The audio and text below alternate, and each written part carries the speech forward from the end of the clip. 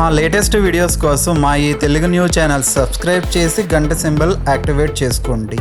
అయోధ్య రామమందిర ప్రాణప్రతిష్ఠ వేడుకతో దేశ విదేశాల్లో ఉన్న రామభక్తులు చాలా సంతోషంగా ఉన్నారు. జనవరి 22న జరిగిన ప్రాణప్రతిష్ఠ వేడుకలను కళ్ళారా చూసి ఆనందంతో పొంగిపోయారు.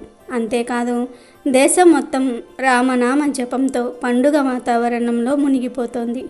పైగా ఆ రోజు దేశమంతా దీపాలు వెలిగించి దివాళీ వేడుకలు జరుపుకున్నారు.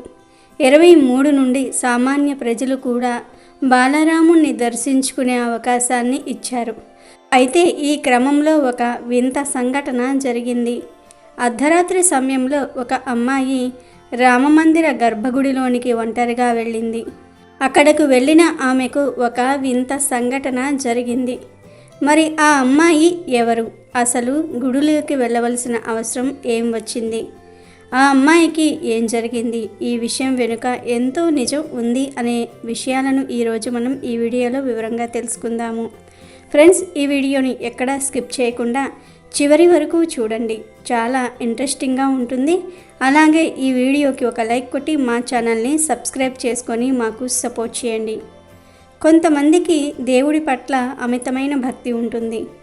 ఆ భక్తితో తమ జీవితం మొత్తం దేవుడి ధ్యానంలో ఉంటూ తమ జీవితాన్ని దేవుడికి అంకితం చేస్తూ ఉంటారు. అలాంటి వారిలో శబరి కూడా ఒకరు. శబరి గురించి, ఆవిడకు రాముడి మీద ఉన్న భక్తి గురించి రామాయణంలో ఉంది.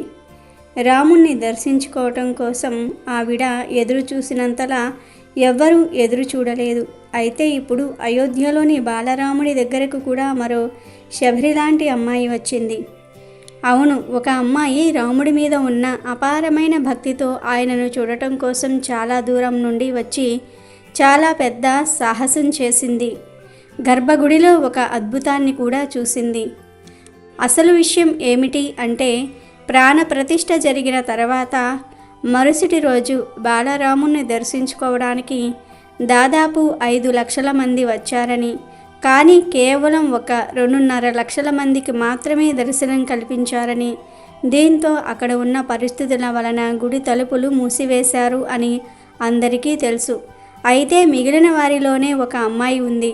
ఆ అమ్మాయి పేరు లక్ష్మి. కానీ ఆమెకు రాముడి మీద ఉన్న ప్రేమతో తన పేరును రామలక్ష్మిగా మార్చుకుంది. ఇంతమంది భక్తులలో ఆమె ఒక్కతే ప్రత్యేకంగా నిలవడానికి కారణం ఏమిటి అంటే, ఆమెకు రాముడిపై ఉన్న అమితమైన భక్తి. ఇక ఆ భక్తిలోనే ఆమె ఆలయ అధికారుల దృష్టిలో పడింది. అక్కడున్న పరిస్థితుల కారణంగా ఆ రోజు గుడి తలుపులు మూసివేశారు. కానీ రామలక్ష్మి మాత్రం ఎలా అయినా సరే రాముడి దర్శనం చేసుకోవాలని పట్టుబట్టి కూర్చుంటుంది. ఎందుకంటే ఆమెకు శ్రీరాముడంటే చాలా చాలా భక్తి, అమితమైన ప్రేమ. రాముడి కోసం ఏమైనా చేసే అంత అభిమానం రామలక్ష్మిలో ఉంది. అయోధ్య మందిరం కోసం ఎంతగానో ఎదురు చూసిన వాళ్ళల్లో రామలక్ష్మి కూడా ఒకరు. ఆమె ఆ అయోధ్య రాముడి దర్శనం కోసం తహతహలాడిపోతోంది. అంటే ఈమె మరో శబరి లాంటి రామభక్తురాలు అనే చెప్పుకోవాలి. తన జీవితం మొత్తం శ్రీరాముడికే అంకితం అన్నట్టు జీవిస్తుంది రామలక్ష్మి.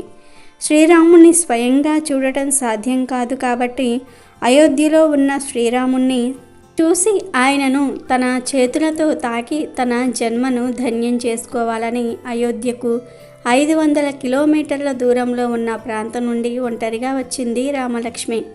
కానీ అక్కడికి వెళ్ళేసరికి దర్శన అవకాశం కలగకపోవడంతో రామలక్ష్మి చాలా నిరాశపడింది. లోపలికి వెళ్ళడానికి అక్కడ ఉన్న సెక్యూరిటీని కూడా బ్రతిమిలాడింది. వారు ప్రస్తుతం పరిస్థితులు అనుకూలంగా లేవమ్మా, కావాలంటే ఉదయం వరకు ఉండి అప్పుడు దర్శనం చేసుకుని వెళ్ళు అన్నారు. దాంతో రామలక్ష్మి, ఇన్ని రోజులు ఎదురు చూశాను, ఇక నా వల్ల కాదు, ఇంత దూరం వచ్చి లోపలికి వెళ్లకుండా ఆ రామయ్యను చూడకుండా నేను ఉండలేకపోతున్నాను అని బాధపడి రేపు ఉదయం వరకు ఉంటానని నిర్ణయించుకుని అక్కడే ఒక చోట కూర్చుని రామనామ జపం చేస్తూ ఉంది. అని తనకు ఎందుకు అర్ధరాత్రి సమయంలో రాముణ్ణి చూడాలని, రాముడు అంత దగ్గరలో ఉన్నాడని తెలిసి ఆగలేక ఎలా అయినా సరే రాముణ్ణి చూసేయాలని అనిపించింది.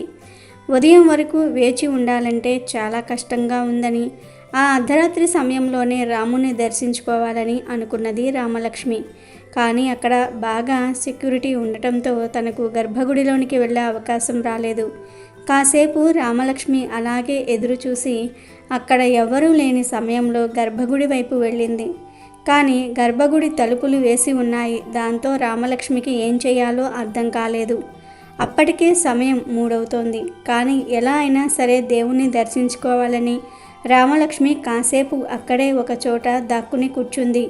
గర్భగుడిని సూర్యోదయం కాకముందే శుభ్రం చేయడానికి పూజారులు వచ్చారు.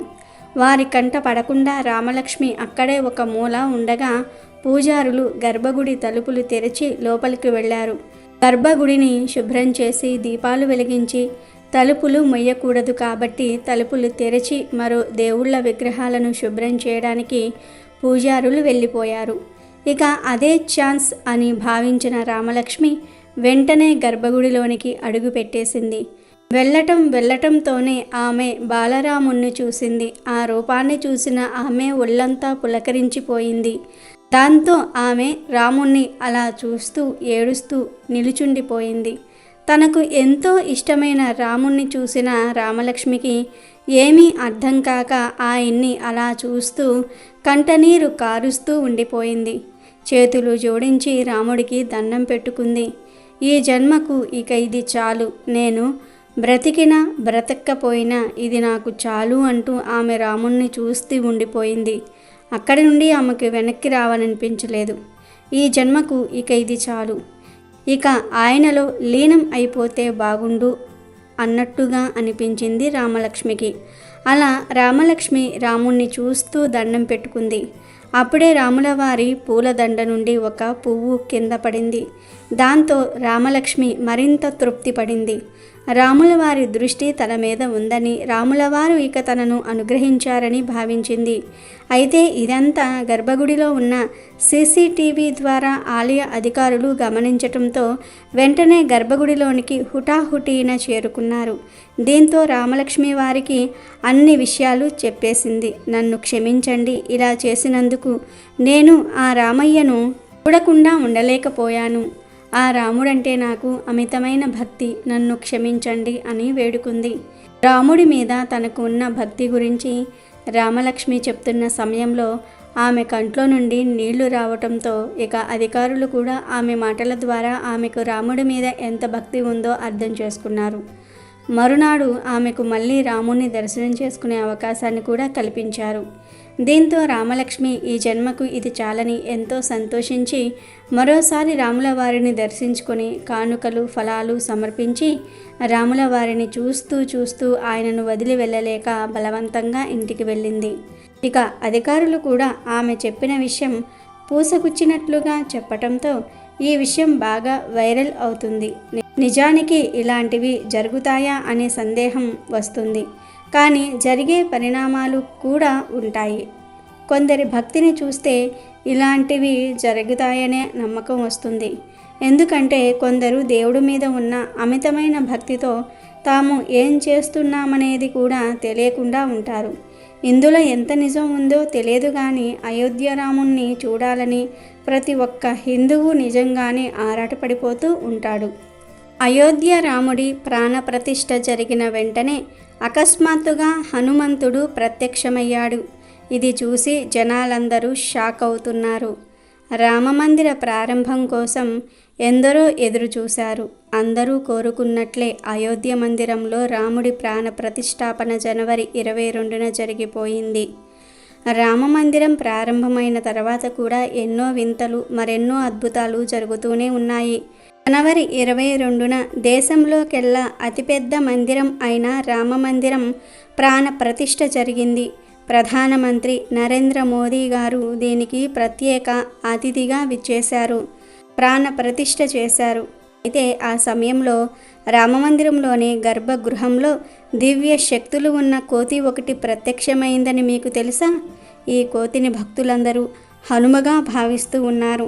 ప్రాణ ప్రతిష్ఠ సమయంలో జరిగిన ఈ అద్భుతాన్ని చూసి అక్కడ హాజరైన గొప్ప గొప్ప పండితులతో పాటు దేశ ప్రధాని కూడా ఆశ్చర్యపోయారు. కానీ ఆ సమయంలో జరిగిన ఈ అద్భుతాన్ని అందరూ ఒక శుభ సూచకంగానే భావిస్తూ ఉన్నారు. ఈ అద్భుతాన్ని చూసి మీరు కూడా ఆశ్చర్యపడకుండా ఉండలేరు. ఫ్రెండ్స్, అయోధ్య మందిర చరిత్ర సృష్టించింది సనాతనీయులంతా. ఎన్నో ఏళ్ల నుండి వేచి చూసిన రోజు రానే వచ్చింది. రామమందిరం ప్రతిష్ఠ కూడా జరిగిపోయింది. ఎన్నో ఏళ్ల తర్వాత రాముడు తన ఇంటికి అంటే అయోధ్యకు చేరబోతూ ఉన్నాడు. సుమారు 500 ఏళ్ల తర్వాత రాముణ్ణి ఇక్కడికి తీసుకువచ్చారు. ఇప్పుడు ఇక్కడ జరిగిన కార్యక్రమంతో ప్రపంచం మొత్తానికి రాముడి విశిష్టత తెలిసింది. ఈ కార్యక్రమానికి సుమారు 7,000 మంది విఐపీలు వచ్చారు. ప్రత్యేక పండితుని సమక్షంలో ప్రధాని నరేంద్ర మోడీ ప్రతిష్టాపన చేశారు. ఇదంతా జరుగుతున్న సమయంలో అక్కడ ఒక అద్భుతం జరిగింది. ఫ్రెండ్స్, ప్రాణ ప్రతిష్ఠ చేయడానికి 4 సోదరులతో పాటు నరేంద్ర మోడీ గారు హాజరయ్యారు. రామ్ లాలా చిన్న విగ్రహం మరియు పిల్లాడి రూపంలో ఉన్న అతిపెద్ద రాముడి విగ్రహం గర్భగుడిలో ఏర్పాటు చేశారు. ముందుగా ప్రాణ ప్రతిష్ఠ కార్యక్రమంలో ఏం చేశారంటే గర్భగృహంలో స్థాపించబోయే అందరి దేవతలను ప్రార్థించారు. అన్ని గ్రహాలను రాసులను కూడా పూజించి అందరికీ శాంతి కలగాలని పూజించారు. ఇదంతా చేశాక విగ్రహాలను శుద్ధి చేసి మంత్రోచ్చారణ ప్రారంభించారు. ఈ మంత్రాలు చాలా వేదికమైనవి. ఎందుకంటే ఈ మంత్రాలలో ఎటువంటి శక్తి ఉంటుందంటే ఏ విగ్రహానికైనా ప్రాణం పొయ్యగలిగే శక్తి ఉంటుంది. అయితే మోడీ గారు ఇలా ప్రాణ ప్రతిష్ఠ చేస్తున్న సమయంలో కోతి రూపంలో హనుమ గర్భగుడిలోనికి వచ్చాడు. ఇది చూసి మోదీతో సహా అందరికీ కళ్ళు తిరిగినట్టు అనిపించింది. ఒక్కసారిగా గర్భగుడిలోనికి ఒక కోతి వచ్చింది. ఆ కోతి కూడా ఎంతో తేజోవంతంగా ఉందని ఆ దృశ్యాన్ని చూసిన వారు చెప్తూ ఉన్నారు. ఈ కోతిని చూసిన అక్కడి పండితులంతా స్వయంగా హనుమరాముని చూడడం కోసం వచ్చాడని చెప్తూ ఉన్నారు. అలా వచ్చిన ఆంజనేయ స్వామికి అందరూ దండాలు పెట్టుకుని సురక్షితంగా ఆలయం బయటకు పంపించారు. రామమందిరాన్ని చాలా కట్టుదిట్టంగా ఏర్పాటు చేశారు. ఎన్నో భద్రతలు జాగ్రత్తలు తీసుకున్నారు. రామాలయం చుట్టూ వేలాది మంది ప్రజలు ఉన్నారు. ఇంతమంది ఉండగా ఎవరికీ తెలియకుండా ఆ కోతి గర్భగుడిలో ఎలా ప్రత్యక్షమైందని అందరి మనసుల్లో ప్రశ్న తలెత్తుతుంది. ఇది నిజంగా ఒక అద్భుతమే అని అందరూ చెప్పుకుంటున్నారు. మరి కొందరైతేనేమో ఆ కోతి బయట నుండి రాలేదని, ఆ హనుమే కోతి రూపంలో గర్భగుడిలో ప్రత్యక్షమయ్యాడని, రాముని కళ్ళారా చూసి వెళ్ళిపోయాడని అంటూ ఉన్నారు. ఇక ఈ అద్భుతాన్ని చూసి అక్కడ ఉన్న పండితులు కూడా హనుమే రాముల వారి కోసం వచ్చాడని, ఇదొక శుభ సూచకమని చెప్పారు. దీంతో అందరూ కూడా జై శ్రీరామ్ అంటూ నినాదాలు చేస్తూ ప్రాణ ప్రతిష్ఠ కార్యక్రమాన్ని తిరిగి ప్రారంభించారు. ఆ తర్వాత అందరూ కూడా 84 సెకండ్ల ముహూర్తం కోసం ఎదురు చూస్తూ ఉన్నారు. ఎందుకంటే ఆ సమయంలోనే శ్రీరాముడి కళ్ళ నుండి పట్టీని తొలగించి ప్రాణ ప్రతిష్ఠ చేస్తారు. ఈ 84 సెకండ్ల ముహూర్తాన్ని అభిజిత్ ముహూర్తం అని పిలుస్తారు. 11 గంటల నుండి 12 గంటల మధ్యలో వచ్చే ప్రత్యేకమైన 84 సెకండ్ల ముహూర్తం ఇది. ఈ ముహూర్తంలోనే ప్రత్యేకమైన జ్యోతిష్యులు రాముడి విగ్రహం కళ్ళకు కట్టిన తెరను తొలగించారు. ఆ తెరను తొలగించగానే రాముల వారి విగ్రహం ముందు ఒక అద్దాన్ని ఉంచారు. అప్పుడు ఏమైందో తెలుసా? ఆ అద్దం పగిలిపోయింది. ఇలా జరిగితే విగ్రహంలో ప్రాణప్రతిష్ఠ పూర్తయిందని అర్థం. ఒక రాతి విగ్రహంలో జీవం పోసే ప్రక్రియనే ప్రాణప్రతిష్ఠ అంటారు. రాతి విగ్రహంలో అయినా, లోహంతో చేసిన విగ్రహానికి అయినా, చివరిగా చెక్కతో చేసిన విగ్రహానికైనా, ఇలా ఏ లోహంతో చేసిన విగ్రహానికి అయినా ప్రాణం పోసే పద్ధతిని ప్రాణప్రతిష్ఠ అంటారు. ఇలా ప్రాణప్రతిష్ఠ చేసిన విగ్రహానికే పూజలు చేస్తారు. ఒక విగ్రహానికి ప్రాణప్రతిష్ఠ జరగకపోతే అది కేవలం బొమ్మలాగే ఉంటుంది, పూజకు పనికిరాదు. అందుకే ప్రాణప్రతిష్ఠ అనేది ఒక ముఖ్యమైన ఘట్టం. ప్రాణప్రతిష్ఠ చేసిన విగ్రహానికే భగవంతుని శక్తులు వస్తాయి. ఇలా ప్రాణప్రతిష్ఠ జరిగిన విగ్రహాలను దర్శించుకునేవారు ఎక్కువ ప్రయోజనాలను పొందుతారు. ఇలా జనవరి 22న రామమందిరంలో ప్రాణప్రతిష్ఠ అయితే మాత్రం జరిగిపోయింది. ఈ ప్రాణప్రతిష్ఠను సామాన్య జనాలు చూడలేదు. కేవలం మందిరం బయట మాత్రమే సామాన్య ప్రజలు నిలబడి చూశారు. కానీ జనవరి 25 నుండి సామాన్య ప్రజలు కూడా అయోధ్య రాముని దర్శించుకోవచ్చు.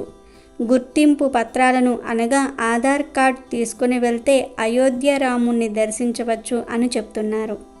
ఇక రామమందిర ప్రాణ ప్రతిష్టకు వెళ్ళి తిరిగి వస్తున్నప్పుడు కూడా ప్రజలు ఒక అద్భుతాన్ని చూశారు. అదేమిటంటే అయోధ్యకు వెళ్ళి వస్తున్న భక్తులు ఉన్న ట్రైన్లోకి ఎక్కడి నుండి ఒక కోతి వచ్చింది. ఆ కోతి ఆ ట్రైన్లోనే ఉండి ఎవరికీ ఏమీ కాకుండా చూసుకుందని, రాముడి కోసం వచ్చిన భక్తులను కాపాడడం కోసం హనుమే ఇలా వచ్చాడని కొంతమంది చెప్తూ ఉన్నారు. నిజంగా ఇది కూడా ఒక అద్భుతమే అని అందరూ నమ్ముతూ ఉన్నారు. ఇలా రాముడి కోసం హనుమ 1 కాదు 2 సార్లు వచ్చి రాముణ్ణి దర్శించుకుని రాముడి కోసం వచ్చిన భక్తులను కూడా కంటికి రెప్పలా కాపాడాడు. ఇదంతా ఆ రాముడి లీలే అని పండితులు అంటూ ఉన్నారు. అమెజాన్లో బెస్ట్ డిస్కౌంట్స్ కోసం వీడియో డిస్క్రిప్షన్లో లింకు ఉంది, చూడండి. అలాగే మా టెలిగ్రామ్ ఛానల్ సబ్స్క్రైబ్ చేసుకోండి.